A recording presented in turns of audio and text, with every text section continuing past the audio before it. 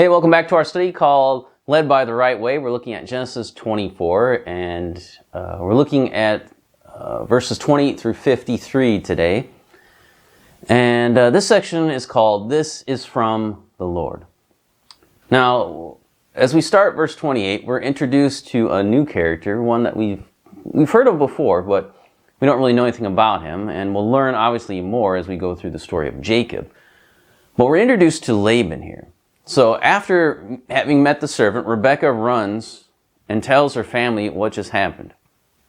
But Rebekah had a brother named Laban. Now, when we get to the story of Jacob, we're going to see a lot more of him. But Laban we get kind of a quick character distillation here from Moses. What does Moses say? He says, as soon as he saw the ring and the bracelets, boom, right? You don't need to go too much further than that to figure out what is going on with this guy. He's hearing the story about the servant, and maybe she told him about the prayers and stuff like that, but then he's like, whoa, wait a minute, you got some bracelets there, you got a ring, let's go talk to the guy. So that's where his heart is at. You know, it's as soon as he saw the cash that his sister had, boom, let's go. Maybe she could marry into this wealth. Maybe that might be a good deal for us. So he jumps up and he runs, and clearly he's not just seeking to be hospitable here.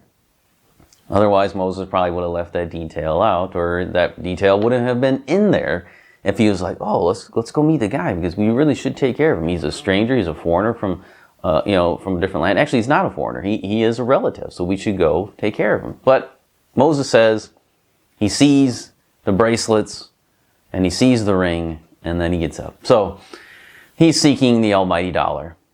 But that really is the main trait of Laban that we see in the Bible. He was a man not driven by family or faith, but by money. So Laban goes out to the servant, and what does he do? He begins to kind of schmooze him, right? He said, oh, I got some straw, I got some fodder for the camels, I got some water for you. Come on, wash up, clean yourselves up. So, he's being hospitable, but obviously there's another motive. Again, he's playing an angle in this one too. But the servant, even though Laban's trying to do this thing, he will not be distracted from his mission. He's a man on a mission from God. He's got to accomplish this. And he won't indulge in the feast that Laban is beginning to spread here until he finishes the business that has brought him there.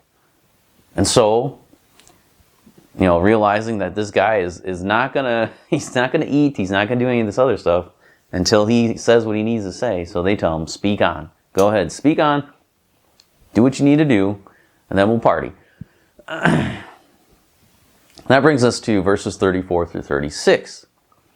And the servant begins with the fact that he is a servant of Abraham. Now he's showing the family connection here. He has come from Abraham, their kinsman. Then he tells them about how God has greatly blessed Abraham. Now they've already seen a small demonstration of Abraham's wealth that is really hanging on Rebekah right now. It's a whole year's worth, a whole year's salary, on her arms and in her nose now. So you have that display of wealth, and they're like, okay, yeah, he must be blessed. So the servant explains that he has flocks and herds, gold and silver, and more servants than obviously the ones that are there in their presence right then. God has poured out material blessings on Abraham. For most families, this would have already sounded like, the beginning of a great marriage contract, right? Wow, okay, this guy's wealthy, he's rich, he's a relative. So, especially during that time, that would have been like, yes, sold. You should get married to him. So the servant says that all of his master's wealth will go to his son. Now things just keep getting better, right? He's like, okay, he's not even going to be sharing it with anybody. All the wealth is going to this guy, this proposed husband for our sister, for our daughter. It's even better. So the servant then tells Rebekah in verses 37 through 38 here that the servant tells Rebekah's family about the oath that Abraham put him under. This clearly shows that he is trusting in God, not in his negotiation skills, right? He says that Abraham made him swear to find a wife for Isaac, not from the Canaanites, but from his own clan. This really narrows the pool of potential women that the servant could pick from, right? It's really down to just the clan. How many women are in the clan, that's it. That's the only potential mates that he could find for Isaac. So it would seem that the ball is really in the court of the family to agree or refuse to allow one of their daughters to be married to their relative. He's really just kind of put all the cards on the table here. And so now the servant goes even one step further. He explains to the family that Abraham has given him a way out of this oath. So he's taken a solemn oath, but even Abraham has given him an escape clause here. If the family refuses, then he's not bound by the oath. Now, why would he say that? The oath is one thing that he could have held over the family. Like, you know what? I made an oath here. You have to give me Rebekah. I don't have a choice here. He's made me swear. I'm in big trouble if I don't get this done. But he doesn't. He gives them the fact that he could get out of it if they just refused. All they have to do is say no, and then it's done. His mission is over, and go back home. No big deal. So, why does the servant do this? Because he knows the angel of the Lord was with him. He knows that the angel has gone before him, that the angel, Yahweh's angel is before him, and that he would prosper his way. We can't see into the servant's heart here, but his actions are showing us that if there is fear of failure, then it's definitely well hidden. I mean, he's coming out here like, Abraham told me that the Yahweh's angel will go before me, the messenger of God, whom I really think is talking about Christ here, has gone before me. Why am I afraid? Let me tell you what Henry Law said about this. He said, in our heavenward course, troubles will beset us on the right and on the left. But let no fears depress us. The Lord will strengthen and refresh us. He will cause our graces to blossom like the rose. His mighty power shall be manifested in our behalf, and we shall stride victorious over all hindrances. So, for the servant, he wasn't. His concern was not about whether the problems that could arise would cause him problems. He was trusting in the Lord. Whether there was issues or whether there was hindrances, like Matthew Henry talks about, he would still rise above those. Not that there wouldn't be hindrances, not that it would all fall apart. He wasn't trusting in that. He was trusting in God, and that God would work it out the way he would want to work it out. And that's where the trust is at. Not whether you'll have your best life now, but whether you'll make it through, and God will be there with you as you go through it. It might be your death, but God will help you through it. And so that's where the heart of the servant is at. Trusting in God to work out the things the way God has promised to work them out. Now we get to verses 42 through 48. And the servant then tells the story of how he came to meet Rebekah, which we looked at last time. The emphasis is upon the Lord, Yahweh. Let her be the woman whom Yahweh has appointed, he says. He bowed his head and worshipped Yahweh and blessed Yahweh, the God of my master Abraham. The servant says it was the Lord that led him by the right way. The good providence of God had brought him to the right place at the right time. The day's, events might have seemed ordinary or unconnected, or maybe something horrible happened. Who knows? Maybe he, maybe one of the servants died away. We don't know what happened. We're not told what happened. Something horrendous could have happened along the way. But we're not told that because the day's events were ordered according to the Lord. And they were building all the way up until that event. John McDuff once said, we cannot envision the thoughts and intents of the architect or engineer in the first clearing of the ground for the foundation of some gigantic structure. The uninitiated eye can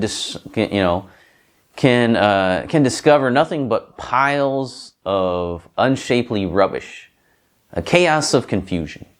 But gradually, as week by week passes, we see thoughts molding themselves into visible and substantial shapes of order and beauty.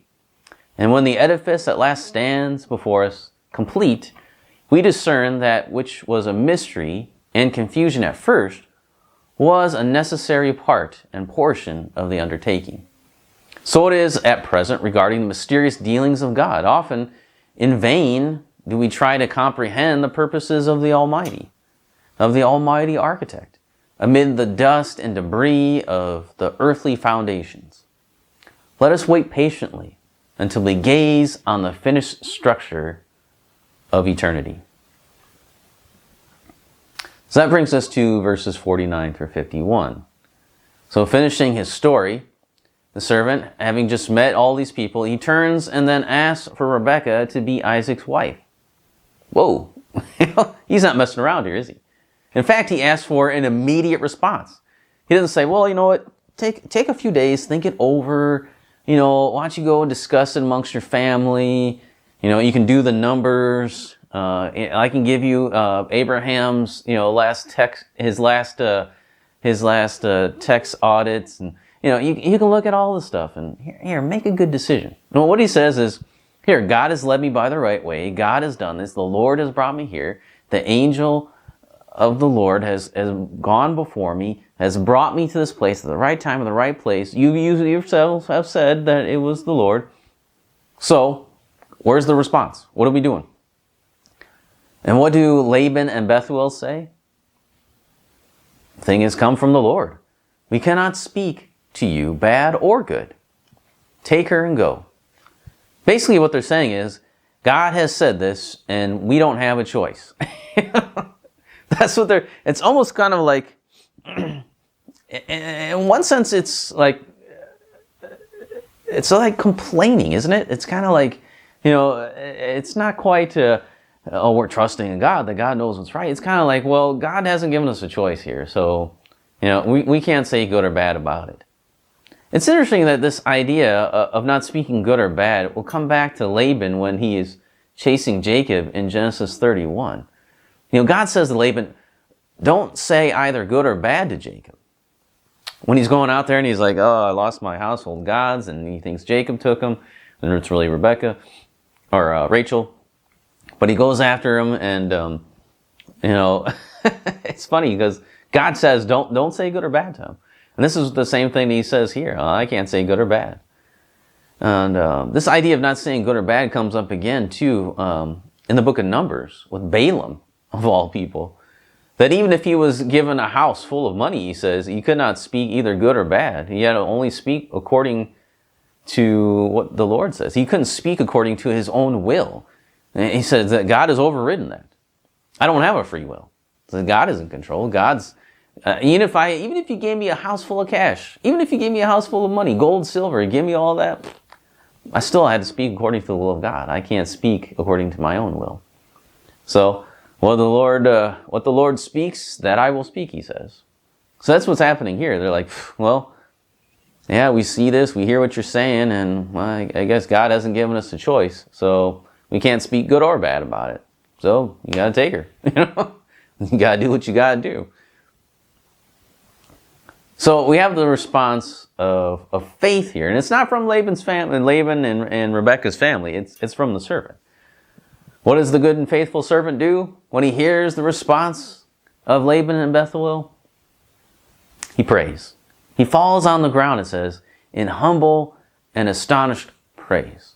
Then he gets up and brings the gifts that he brought with him to give to Rebekah's family. Now the servant was ready to eat. He's ready. He got the mission done. Now he's ready to feast. So the men sit down, they feast, they celebrate. I mean, think about it. They were trusting the Lord to do this thing, and God set it all up perfectly. And the family said, yeah, I guess there really is no choice here. So in the servant's mind, and the other servants that came with him, they're like, boom, mission accomplished. God did it. Look at what God did. This is amazing. Let's party. So they spent the night having fun, That's what you do as followers of God, right? That's what we do. We go on the mission, God does it, and then we celebrate, we feast, and we laugh, and we have fun. And that's exactly what the servant and the servants do. an evening of celebration, celebrating God, feasting until the Lord. And that, we should do more of that. Celebrate what God has done. Oftentimes we're like bemoaning everything that we think God has against us, but we need to really celebrate. When things go well and He's done some amazing things, we need to celebrate. Bring the people around. Say, hey, I'm going to make a feast and we're going to celebrate what God has done. So we need to start doing that more often, I think. Celebrate what God does, because oftentimes we get this, we all we see is the bad stuff around us. And we forget that God does amazing stuff for us. His providence, His good providence, is something to celebrate. The providence of God and how He works things out, the good things that He brings into our lives by the ordering of events that God does. Maybe because we don't do that because maybe we're not thinking that way, right? Maybe we don't think about that anymore. Maybe we're like, I don't really know about God's providence. I don't really see that it's because of what God has done. And so maybe we just overlook those things. But, good comes in your path. It's because of God's good providences. And people in the past realize that. And I think we need to do that more often too. Well, come back next time and we'll look at the next section, which is called I Will Go. And we'll look at verses 54 through 58.